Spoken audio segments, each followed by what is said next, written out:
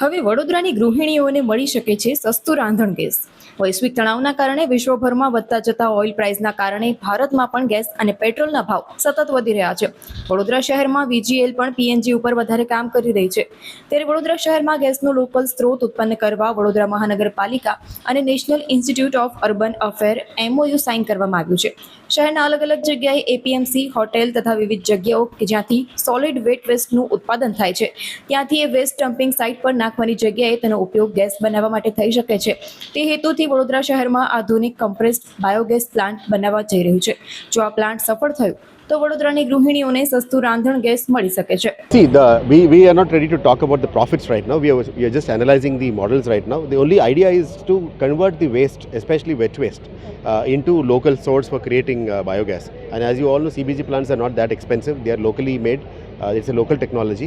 We intend to understand the dynamics for that, pricing for that, and then sit a discussion with Vadodara Gas so that we can think of blending in the future, and so that we can provide cheap cooking fuel for the women at our homes.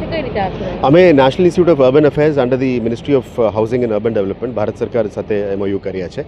આપ જાણો છો કે NIUAનું golden jubilee celebrations હતી, જે આપ જાણો છો કે ઘણા બધા શહેરોની, ગુરગાંવ, મુંબઈ એવા શહેરોની માસ્ટર પ્લાન્સ પણ કર્યા છે. આપણે વડોદરા શહેરની પણ એક બહુ વિકસિત માસ્ટર પ્લાનની પણ જરૂરિયાત છે.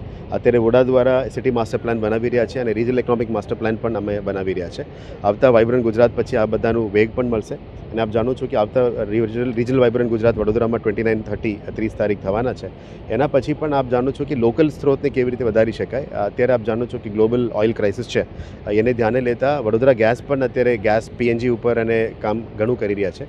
અમે આશા રાખીએ કે આપણા પાસે આટલી બધી બલ્ક વેસ્ટ જનરેટર્સ છે, એને આપણે ડમ્પ સાઇટમાં મોકલતા કરતાં સોર્સમાં, વોર્ડમાં, ઝોનમાં જ આપણે કમ્પ્રેસ બાયોગેસની પ્લાન્ટ્સ મૂકીએ, જેથી કરીને આપણે સિટી ઇન્જેક્શન સિસ્ટમ સાથે આપણે ઇન્જેક્ટ કરી શકાય, જેથી કરીને પ્રાઇસીસ પણ ઓછું થાય અને લોકલ જે વેસ્ટ છે એને વેસ્ટને એક મટીરિયલમાં યુઝ કરી શકાય. કારણ કે અમે સર્ક્યુલારિટી ઉપર વાત કરીએ છીએ, સર્ક્યુલારિટીનું કોન્ફરન્સીસમાં આપણે વાત કરીએ છીએ. તો circularity means simply converting waste from waste material into a resource. એટલે અમે રિસોર્સ તરીકે એને વેસ્ટને જોઈએ છે. એટલે આવનારા દિવસોમાં બલ્ક વેસ્ટ જનરેટર્સ સાથે, હોટેલ સાથે, વેજીટેબલ માર્કેટ સાથે, એપીએમસી સાથે પણ વાત કરીશું. એમનાથી જે બલ્ક જનરેટ થાય છે વેટ વેસ્ટ, એને કંપની કલેક્ટ કરીને CBG પ્લાન્ટ શરૂ કરવાનું પ્લાનિંગ છે. અને આવનારા દિવસોમાં municipal bonds, CBG plants as well as city developmental model GDCR પ્રમાણે આગળ લઈ જવા માટે અમે NIU સાથે